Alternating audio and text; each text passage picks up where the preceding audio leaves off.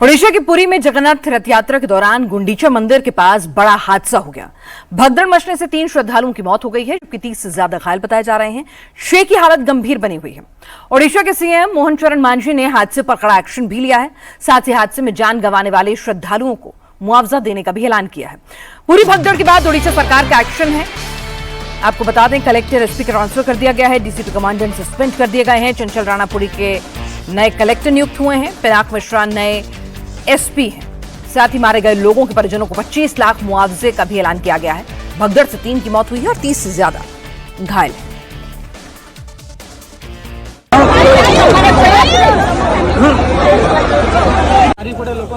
भीड़ इतनी बढ़ी कि पैर रखने की भी जगह नहीं बची। एंट्री और एग्जिट पॉइंट एक साथ होने से श्रद्धालु आमने सामने आ गए।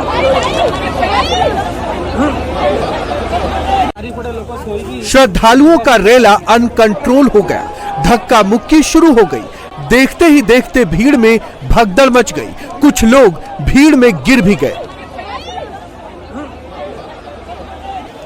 भीड़ में बेहोश श्रद्धालुओं को तुरंत निकाला गया। कई लोगों ने भी बेहोश लोगों को हवा दी। इमरजेंसी सर्विस तुरंत एक्टिव हो गई। ऑन स्पॉट मेडिकल फैसिलिटी दी गई। घायल लोगों को तुरंत एम्बुलेंस से अस्पताल पहुंचाया गया।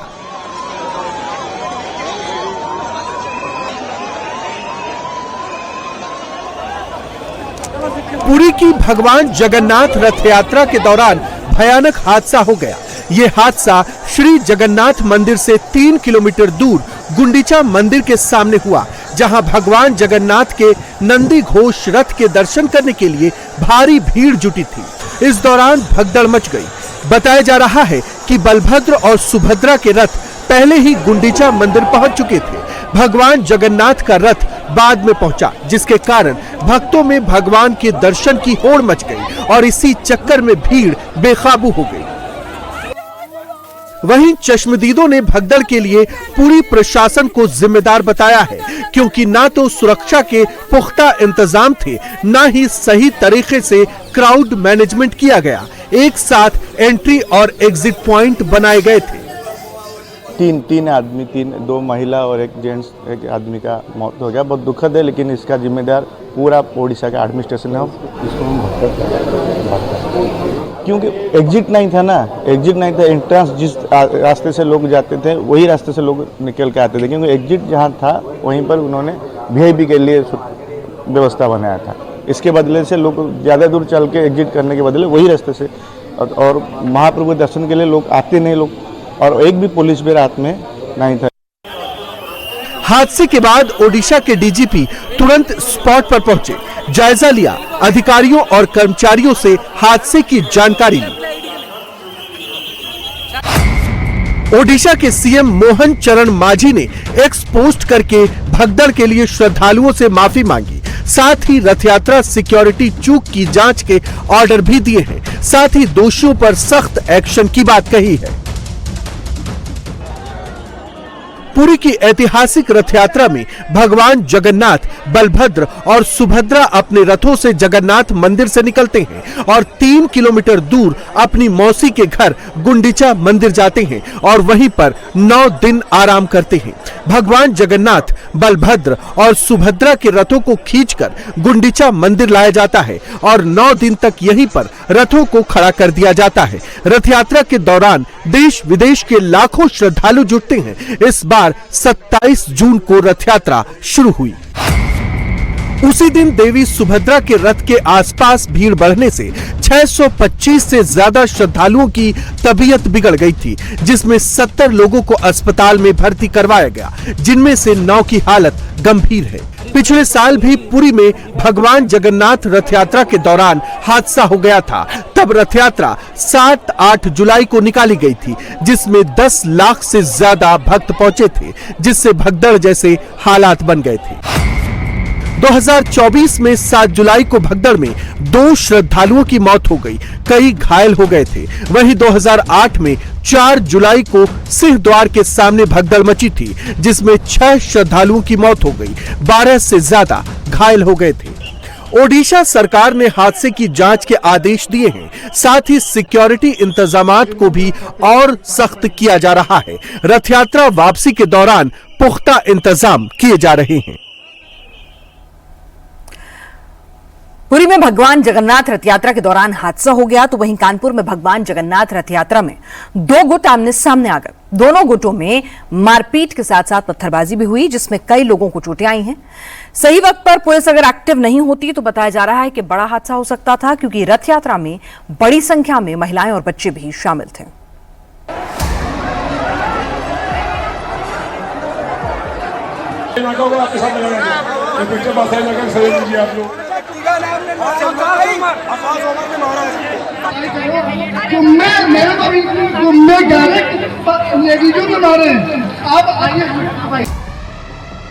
सरेआम सड़क पर दो गुटों के बीच संग्राम छिड़ गया।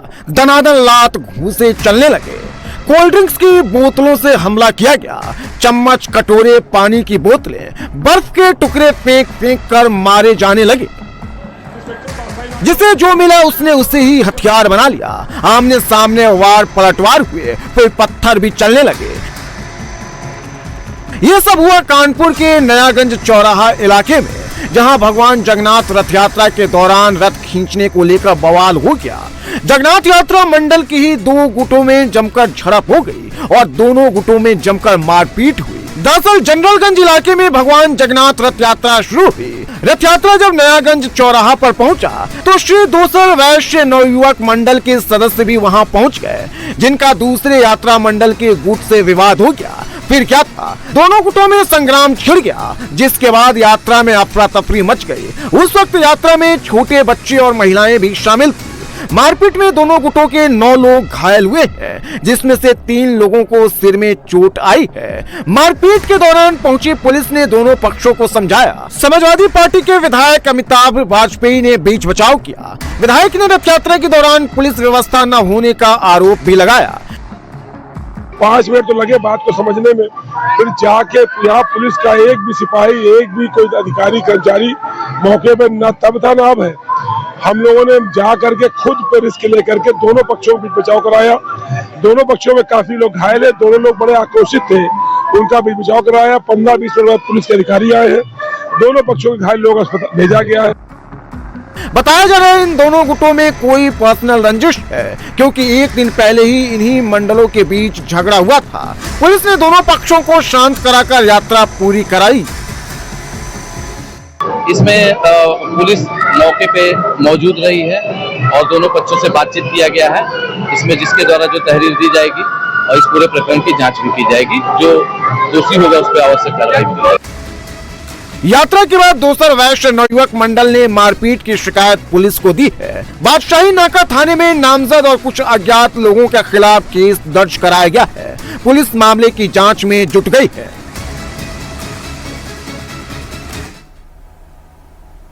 11 जुलाई को सावन के साथ ही पूरे देश में कांवड़ यात्रा भी शुरू होने वाली है। उससे पहले हरिद्वार मुजफ्फरनगर रूट पर स्वामी यशवीर महाराज ने एक पहचान अभियान शुरू कर दिया है। यूपी में कांवड़ रूट पर नेम प्लेट को लेकर फिर घमासान मचा है। मुजफ्फरनगर में वैष्णो ढाबे पर हिंदू संगठनों का बवाल मचा। वैष्णो ढाबा नाम था, लेकिन स्कैनर में मुस्लिम नाम आ रहा था जब पेमेंट की ऑप्शन आई। स्वामी यशवीर महाराज की अगुवाई में चेकिंग अभियान चल रहा है। होटल, ढाबे, रेस्टोरेंट कर्मियों के आधार कार्ड की जांच की जा रही है। अंदर तार रहे मेरी तारने को था, वो चला डॉक्टर कर रहे सारे। वो आधार कार्ड देखो जब भाई नहीं खोएगा। सावन से पहले ही कांवड़ रूट पर हिंदू संगठनों का पहचान अभियान शुरू हो चुका है। आधार कार्ड देखने के लिए कहा तो आधार कार्ड इनके पास नहीं मौजूद था, लेकिन जो स्कैनर रखे हुए हैं वहाँ पे, स्कैनरों पे सभी नाम मुस्लिम नाम से आ रहे हैं। एक पर जावेद है, जावेद ऑटो, आदिल है और एक समर है। सड़क किनारे ढाबों, होटलों, रेस्टोरेंट पर हिंदू संगठन के लोग पहुंच रहे हैं। होटल मालिक और होटल पर काम करने वालों के आधार चेक किए जा रहे हैं। हाँ, वो वैसे ही लग रहा, पता नहीं पहले लग रहा होगा भाई, जब वो बाबा के नाम से था तब का लगा हुआ वो, और तो पेटीएम मैडम के नाम से ही है जो भी है। ये आदिल जो है ये बिल्कुल साफ बोल रहा है, मैं ना नाम बदलूंगा ना कुछ करूंगा, जो आपसे बन पड़ा वो कर लो। हिंदू संगठन के टारगेट पर वो होटल और ढाबे हैं जो नाम बदलकर चलाए जा रहे हैं। हिंदू नाम से मुस्लिम मालिक कर्मचारी होटल चला रहे हैं। उनकी पहचान करने में हिंदू संगठन के लोग जुट गए हैं। मुजफ्फरनगर में दिल्ली देहरादून हाईवे पर स्वामी यशवीर महाराज के नेतृत्व में पहचान अभियान शुरू किया गया तो संगठन के लोग हाईवे किनारे बने पंडित जी वैष्णो ढाबे पर पहुंचे। कर्मचारियों से आधार कार्ड मांगे गए। आधार ना मिलने पर होटल के पेमेंट स्कैनर की चेकिंग की गई जो मुस्लिम के नाम से मिला, जिसके बाद हिंदू संगठन के लोगों ने मोर्चा खोल दिया। पुलिस बुलाई गई। ढाबे पर मौजूद कर्मचारियों ने मारपीट का आरोप लगाया। होटल कर्मचारियों ने हिंदू संगठन के लोगों पर मारपीट करने, बेवजह परेशान करने और बदसलूकी का आरोप लगाया है। हालांकि आधार कार्ड के बारे में सही जवाब नहीं दिया गया। पंडित जी अडापा। अच्छा, तो ये कौन लोग आए अभी जो गमछा वीडियो बना रहे उनको नहीं मारे, पहले मैंने मारे। तो क्या चेक करना चाह रहे? आधार कार्ड देखो, जब भाई नहीं खोएगा मेरे को, और आधार कार्ड दिखाओ। बैंक तारे खाली पिल्ली में नहीं। और क्या रहने वाले हो आप? मैं छिपा रहा हूँ। तो यहाँ क्या करते हो काम? यहाँ मैं काम करूँ। हालांकि हिंदू वर्कर्स ने इस पर सफाई दी। बताया जा रहा है कि जब हिंदू संगठन के कार्यकर्ता पंडित जी वैष्णो ढाबे पर पहुंचे तो होटल में काम कर रहे कर्मचारियों ने आधार कार्ड दिखाने से मना कर दिया।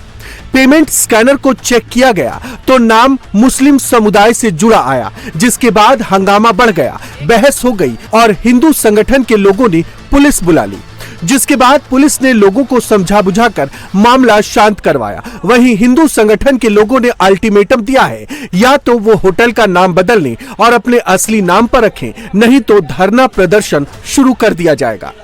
अनेक होटलों पे घूमते हुए ये पहचान ली, सबसे आधार कार्ड लेते हुए कि जिसके नाम से होटल चल रहा है वो उसका मालिक स्वेच्छा से है या नहीं, या मालिक कोई और है। जब हम पंडित ढाबे पर यहाँ पर आते हैं तो हम देखते हैं स्कैनर वगैरह जो भी चल रहे हैं वो मुस्लिम के नाम से चल रहे हैं। इसका संचालक मुस्लिम है, लेकिन नाम आप बड़े बड़े अक्षरों में देख सकते हैं, पंडित जी वैष्णो भोजनालय के नाम से इन्होंने यहाँ पे ढाबा लगाया हुआ है। हम शासन प्रशासन से ये अनुरोध करते हैं, ये एस्टीमेट इस होटल वाले को देके जा रहे हैं 24 घंटे के अंदर ये होटल चलाए, कोई आपत्ति नहीं, लेकिन अपने मुस्लिम नाम से चलाए। यदि इन्होंने हिंदू नाम से ये होटल चलाया पंडित जी के नाम से तो बिल्कुल स्वीकार नहीं होगा। पंडित जी वैष्णो ढाबा पर काम करने वालों ने बताया कि होटल दीक्षा शर्मा के नाम से है, जबकि वो यहाँ सिर्फ काम करते हैं, जहाँ कुछ कर्मचारी मुस्लिम भी हैं, लेकिन होटल मालिक हिंदू हैं। इसी वजह से होटल का नाम पंडित जी वैष्णो ढाबा है, जबकि पेमेंट स्कैनर को भी पहले का बताया गया है।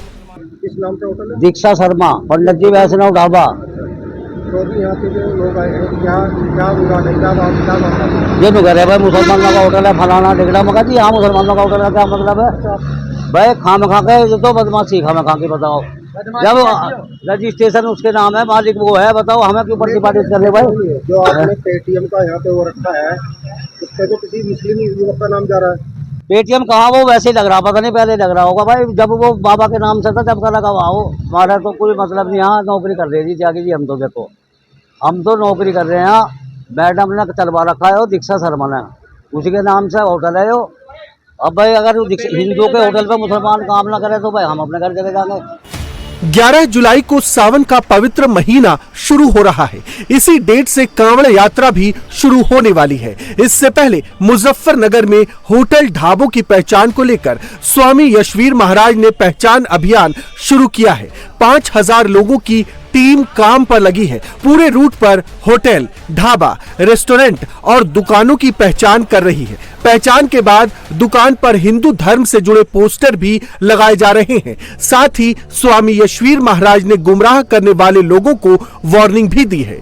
कि बहुत बड़ी संख्या में हरिद्वार से कांवड़ यात्रा मार्ग पर ऐसे मुसलमानों के होटल हैं, ढाबे, चाय की दुकान, मिठाई की दुकान, जूस की दुकान, जो सनातन धर्म के देवी देवताओं के नाम पर, सनातन धर्म के लोगों के नाम पर या भ्रमित नाम से चलाते हैं, लेकिन वे चलाने वाले सनातन धर्म के नहीं, वे मुस्लिम होते हैं। और उसी का परिणाम ये पंडित ढाबा निकल करके आया। और इससे जब पूछा गया, इसने 5 बार अपने 5 नाम बदल दिए और बड़े दबाव में इसने जब बताया, अब जब पता लगा कि ये मुसलमान है। यूपी में पिछले साल भी कांवड़ यात्रा के दौरान होटल रेस्टोरेंट पर नेम प्लेट विवाद हुआ था। योगी सरकार ने कांवड़ रूट पर होटलों और रेस्टोरेंट्स पर सही नेम प्लेट लगाने का ऑर्डर तक जारी किया था, जिसके बाद मैटर सुप्रीम कोर्ट तक पहुंच गया। वहीं इस साल भी कांवड़ यात्रा के पहले ही फिर से नेम प्लेट पर टेंशन शुरू हो गई है। अब देखना होगा कि सरकार का इस बार कांवड़ यात्रा रूट पर नेम प्लेट को लेकर क्या रुख रहता है। यूपी के मुजफ्फरनगर में कांवड़ रूट पर हिंदू नाम से मुस्लिम होटल पर विवाद शुरू हुआ है, तो वहीं तेलंगाना के हैदराबाद में हिंदू दुकान पर मुस्लिम कस्टमर ने ऐसी बात कह दी कि आसपास मौजूद लोगों ने शख्स को जमकर पीटना शुरू कर दिया। हैदराबाद के रामकोट में ऑटो पार्ट्स को लेकर विवाद हुआ। मुस्लिम कस्टमर ने हिंदू दुकानदार के धर्म पर कमेंट किया। दुकानदार के ईमान को धर्म से जोड़ने पर मारपीट हुई। व्यापारियों की शिकायत के बाद आरोपी गिरफ्तार हुआ। मैं मुसलमान हूँ, मेरा ईमान मेरा साथ। इन्हें क्या है, पत्थर का सामने पूजा करने वाला, इसको 40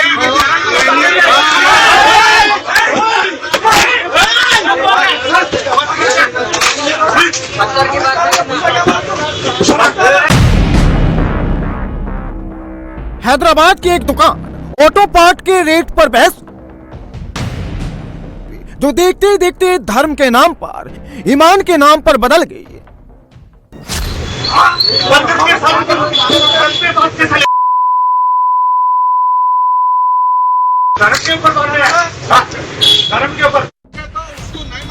सड़क पर संग्राम शुरू हो गया। धर्म के नाम पर खुलेआम दनादन लात घूंसे चलने लगे। कस्टमर ही कस्टमर से भिड़ गए। तू कैसा बोला धर्म के नाम पर?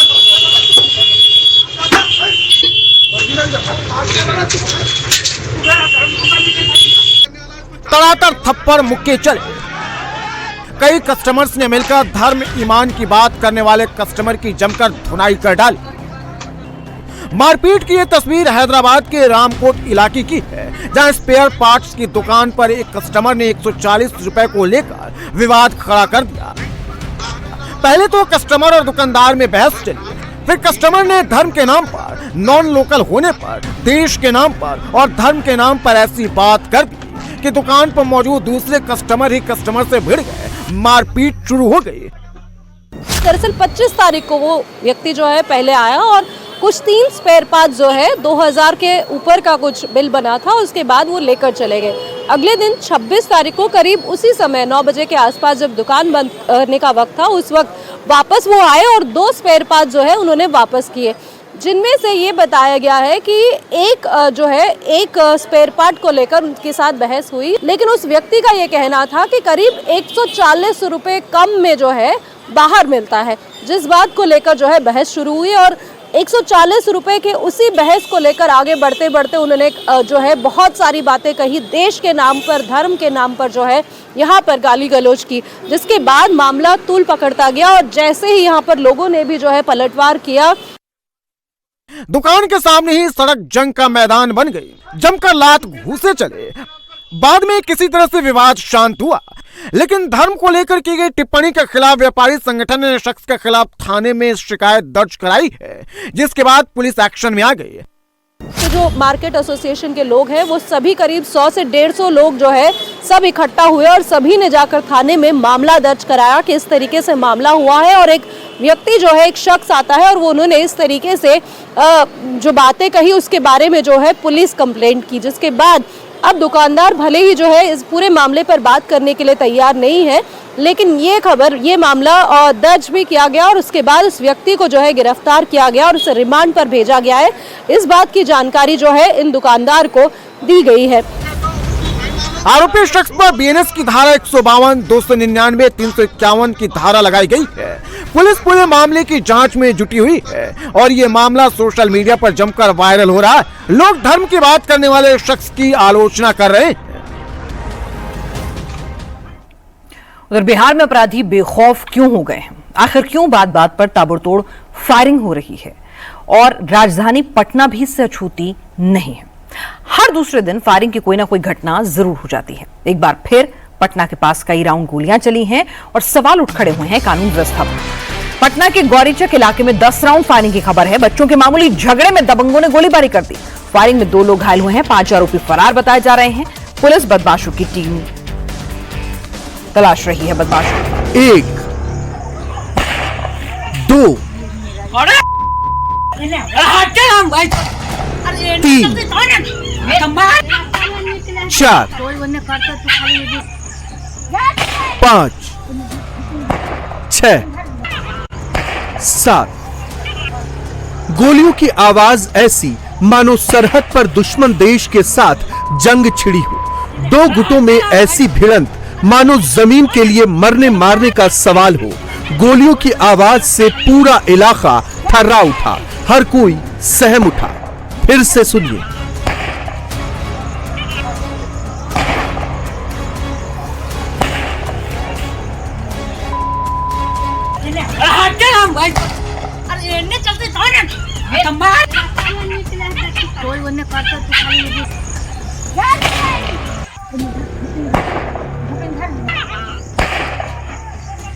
गोलीबारी की ये घटना पटना से 20 किलोमीटर दूर गौरीचक इलाके में हुई है। गौर से देखिए, गांव में दो गुटों के लोग आमने सामने हैं।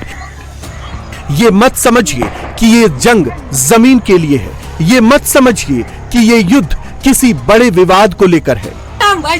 एक दूसरे की जान लेने पर आमादा ये लोग बच्चों की लड़ाई के बाद खून के प्यासे बन गए हैं।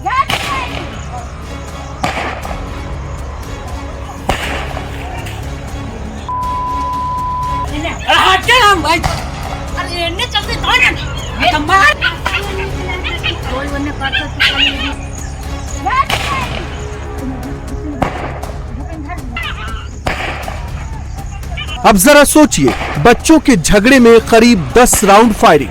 गौरीचक थाने के जुझारपुर गांव में तड़ातड़ गोलियां चलने से हर कोई सहम उठा। तभी किसी ने पुलिस को फोन कर दिया और फायरिंग की जानकारी दी। गनीमत रही कि इस गोलीबारी में किसी की जान नहीं गई। आदित्य और शिवशंकर नाम के 2 युवक घायल हो गए हैं। इस घटना की सूचना मिलते अविलंब गौरीचक थाना की टीम पहुंची तो यह बात प्रकाश में आई है कि जुझारपुर गांव के ही रहने वाले 2 लोग शिव प्रकाश कुमार और आदित्य कुमार, एक को पैर में और एक को नाक के पास गोली लगी है और दोनों को अस्पताल भेजा गया अग्रतर इलाज के लिए। दोनों अभी इलाजरत हैं और अभी सुरक्षित। इस संबंध में ही जो अभियुक्त हैं उनकी गिरफ्तारी के लिए अग्रतर विधि सम्मत कार्रवाई किया जा रहा है। फायरिंग का आरोप गांव के ही दबंगों पर लगा है। कौशल, रोशन, विनोद, विशाल और नीरज नाम के दबंगों की लड़ाई पास में रहने वाले शिवशंकर से हो गई। शनिवार को मामला रफा दफा कर दिया गया, लेकिन रविवार को आरोपी पूरी तैयारी के साथ आए। पीड़ित परिवार के लोग चबूतरे पर बैठे थे, तभी दबंगों ने ताबड़तोड़ फायरिंग शुरू कर दी।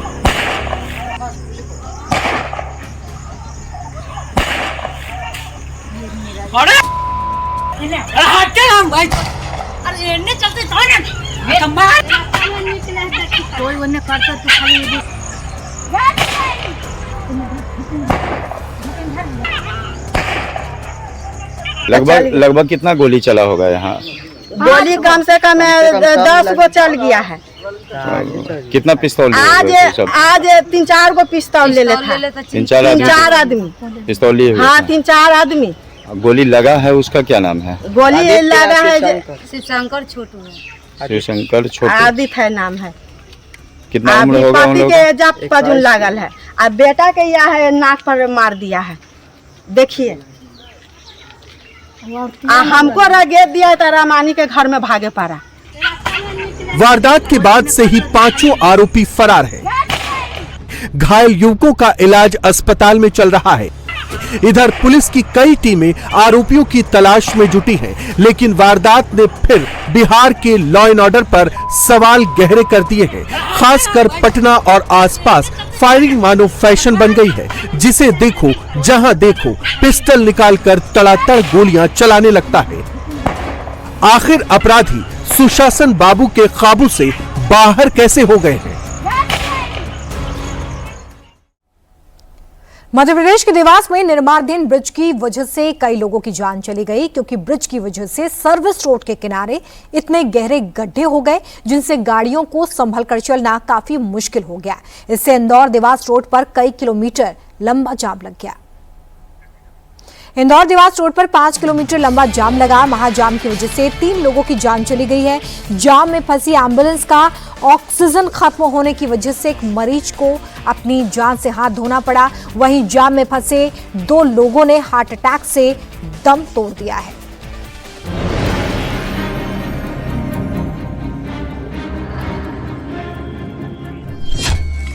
इंदौर देवास रोड पर क्यों लगा मौत का जाम?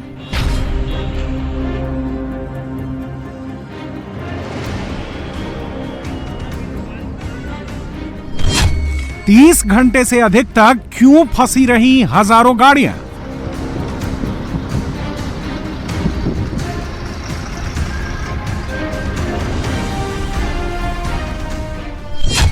मौत के जाम में 3 की मौत, जिम्मेदार कौन?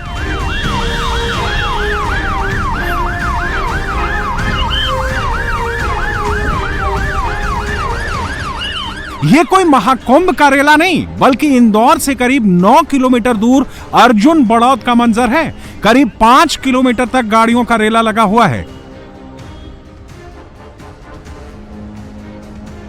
गाड़ियों की ऐसी कतार जिसे देखकर दहशत हो जाए। करीब 8 किलोमीटर लंबे इस जाम में सैकड़ों जिंदगियां घंटों तक फंसी रहीं। कोई भूखे प्यासे जाम खुलने का इंतजार करता रहा तो कोई उमस और गाड़ियों के धुएं से परेशान नजर आया।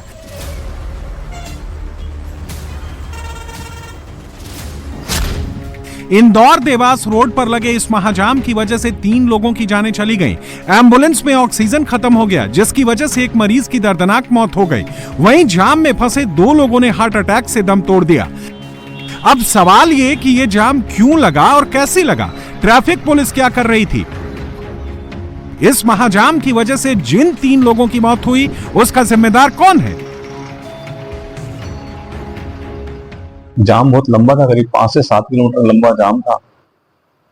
बहुत समय लग गया जाम से बाहर निकलने में। बीच में उन्हें पिताजी को थोड़ा सा असहज महसूस हुआ, बेचैनी हुई, तबीयत बिगड़ गई, अचानक ज्यादा बिगड़ गई। जाम से निकल नहीं पाए, समय पे उपचार नहीं मिल पाया, क्योंकि हॉस्पिटल नहीं पहुंच पाया जाम के कारण। पिताजी जब हॉस्पिटल पहुंचे, बड़ी जद्दोजहद से जाम में से निकलने के बाद जब हॉस्पिटल पहुंचे तो डॉक्टर ने उन्हें क्षमा मांग ली। डॉक्टरों ने कि अब हम कुछ नहीं कर सकते। जो जाम में कोई प्रशासन का सहयोग नहीं है, वहां पे प्रशासन की और अधिकारियों की और ठेकेदार की घोर लापरवाही स्पष्ट रूप से नजर आ रही है। वहां पे जाम में फंसे यात्रियों को कई घंटों तक ना तो पानी मिला, ना खाना, ना ही किसी तरह की प्रशासनिक मदद। सबसे दर्दनाक घटना यह हुई कि जब एक गंभीर मरीज को लेकर जा रही एम्बुलेंस इसी जाम में फंस गई। लगातार कोशिशों के बावजूद उसे रास्ता नहीं मिल सका और आखिरकार ऑक्सीजन सिलेंडर खत्म होने के बाद मरीज ने वहीं दम तोड़ दिया। इसी जाम की वजह से 65 साल के किसान कमल पांचाल की हार्ट अटैक से मौत हो गई। वो अपनी पत्नी, बेटे और बहू के साथ बहन की 13वीं में शामिल होने के लिए देवास जा रहे थे। इंदौर देवास रोड पर लगे इस महाजाम की मेन वजह निर्माणाधीन ब्रिज के दोनों तरफ सर्विस रोड पर गहरे गड्ढों का होना बताया जा रहा है, जिसकी वजह से गाड़ियां आगे नहीं बढ़ पा रही थी। स्थानीय लोगों का आरोप है कि ब्रिज निर्माण और सड़क निर्माण कर रही कंपनी कोई इंतजाम नहीं कर रही है। पिछले 2 हफ्तों से लगातार हालात बिगड़ रहे हैं। लोगों में इतना डर है कि वो अब इंदौर देवास रोड पर आने से परहेज कर रहे हैं। उधर 3 लोगों की मौत के बाद प्रशासन की अब नींद खुली है। जाम को हटाने के लिए डायवर्जन रूट को आइडेंटिफाई किया गया है। नेशनल हाईवे पर मरम्मत का काम तेज कर दिया गया है।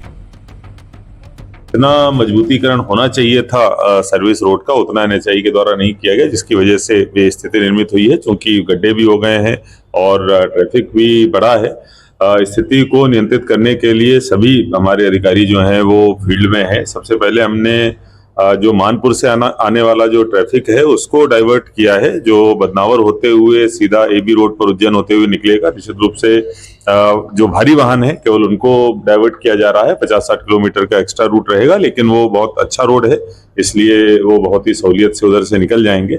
इसके अलावा जो इंदौर से जनरेट होने वाले भारी वाहन है उनको भी आज से जो डबल चौकी वाला रूट है उसको देवगुराड़िया से डाइवर्ट किया जा रहा है भारी वाहनों को, जिससे कि इस रूट पर और थोड़ा दबाव कम हो सके। फिलहाल प्रशासन कह रहा है कि अभी सिचुएशन कंट्रोल में है, लेकिन सवाल यह है कि आखिर ये सारे इंतजाम पहले क्यों नहीं किए गए थे। दिल्ली पुलिस लगातार अपराधियों के खिलाफ एक्शन ले रही है। पुलिस की कोशिश है कि अपराध करने वाला कोई भी ना बचे और ऐसी ही एक कार्रवाई अमर कॉलोनी में लूटपाट के मामले में की गई है। पुलिस ने 72 घंटे के भीतर मोबाइल छीनने वाले अपराधियों को पकड़ लिया है। पुलिस ने पार्क में क्राइम रिबन से एक स्पॉट को घेर रखा है। स्पॉट की कुछ जगहों पर घेरे का निशान लगा दिया है। स्पॉट पर किसी को जाने नहीं दिया जा रहा क्योंकि इस स्पॉट पर 2 अपराधियों का एनकाउंटर हुआ है। पूरा मामला यह है कि दिल्ली की अमर कॉलोनी में आस्था कुंज नाम का पार्क है। इसी पार्क में 26 जून को एक अमेरिकन युवक अपनी महिला साथी के साथ घूम रहा था। वहां पहले ही लूटपाट के फिराक में 2 बदमाश बैठे थे। लड़की मोबाइल हाथ में लेकर टहल रही थी, जिसके बाद दोनों बदमाशों ने मोबाइल छीनने का प्लान बनाया। एक बदमाश ने लड़की के हाथ पर चाकू से हमला किया और दूसरा बदमाश हाथ से मोबाइल गिरते ही उसे उठाकर फरार हो गया। अमेरिकन युवक और उसकी महिला मित्र ने पुलिस को घटना की जानकारी दी, जिसके बाद पुलिस दोनों बदमाशों का पता लगाने में जुट गई। आज सुबह पुलिस को जानकारी मिलती है कि दोनों बदमाश आस्था कुंज पार्क में फिर से किसी घटना को अंजाम देने की फिराक में बैठे हैं। पुलिस तुरंत मौके पर पहुंचती है। जो स्पेशल स्टाफ है साउथ ईस्ट डिस्ट्रिक्ट का, उसको रविवार सुबह यह जानकारी मिलती है कि अक्षय और जतिन जो है वो इसी पार्क में दोबारा लूटपाट करने के लिए आएंगे। पुलिस अपना जो है वो जाल बिछाती है। अक्षय और जतिन यहां पर पहुंचते हैं, दोनों को सरेंडर करने के लिए कहा जाता है, लेकिन इसी दौरान अक्षय और जतिन दोनों पुलिस के ऊपर फायरिंग करते हैं। जो पुलिस का एक इंस्पेक्टर जो स्पेशल स्टाफ का था और इसके अलावा एक और दूसरा पुलिसकर्मी, दोनों की बुलेट प्रूफ जैकेट के ऊपर गोली लगती है। इसके बाद पुलिस जो है वो जवाबी फायरिंग करती है, जिसमें अक्षय और जतिन के पैर में गोली लगती है और दोनों को गिरफ्तार कर लिया जाता है। एनकाउंटर में पकड़े गए दोनों बदमाश अक्षय और जतिन ने इस पार्क में ऐसी कई वारदातों को अंजाम दिया है। इन दोनों का साउथ दिल्ली इलाके में काफी खौफ था और इन पर कई मुकदमे दर्ज हैं। पुलिस लगातार अक्षय और जतिन से पूछताछ कर रही है। पार्क के अंदर पहले भी कई इस तरीके की घटनाएं आई हैं जब लूटपाट यहां पर होती है। यही कारण था कि पुलिस लगातार तलाश कर रही थी कि आखिर ये लुटेरे कौन है। लेकिन जब अमेरिकन कपल से लूटपाट होती है तो उसके बाद पुलिस लगातार अक्षय और जतिन को ढूंढ रही थी। फिलहाल दोनों से लगातार पूछताछ की जा रही है कि आखिर और किन किन वारदातों को उन्होंने अंजाम दिया है। पुलिस का कहना है कि जो भी लूट का सामान है उसको भी रिकवर करने की कोशिश की जा रही है। दिल्ली पुलिस अपराधियों के खिलाफ जबरदस्त एक्शन ले रही है। पिछले कुछ दिनों में कई कुख्यात अपराधी पकड़े गए हैं। कई अपराधियों का एनकाउंटर हुआ है। इस केस में सबसे बड़ी बात यह है कि 72 घंटे के भीतर लूटपाट की घटना को अंजाम देने वाले अपराधियों को पकड़ लिया गया है। पुलिस का अपराधियों को क्लियर मैसेज है, अब गुनाह किया तो उसकी सजा जल्द से जल्द मिलेगी। यूपी के कन्नौज में ठेकेदार की एक बड़ी धांधली सामने आई है। कुछ दिन पहले सड़क का निर्माण जिला पंचायत निधि से हुआ था। मंत्री असीम अरुण अचानक से सड़क का जायजा लेने पहुंच गए। तब पता चला कि सड़क बनाने में तारकोल नाम मात्र के लिए इस्तेमाल किया गया था, जिसकी वजह से जहां से गिट्टी उठाओ वहां से उठ जा रही थी। मंत्री असीम अरुण ने सड़क बनाने वाले ठेकेदार को 1 सप्ताह का समय दिया है और अगर 1 हफ्ते के अंदर सड़क ठीक नहीं हुई तो कड़ी से कड़ी कार्रवाई की जाएगी।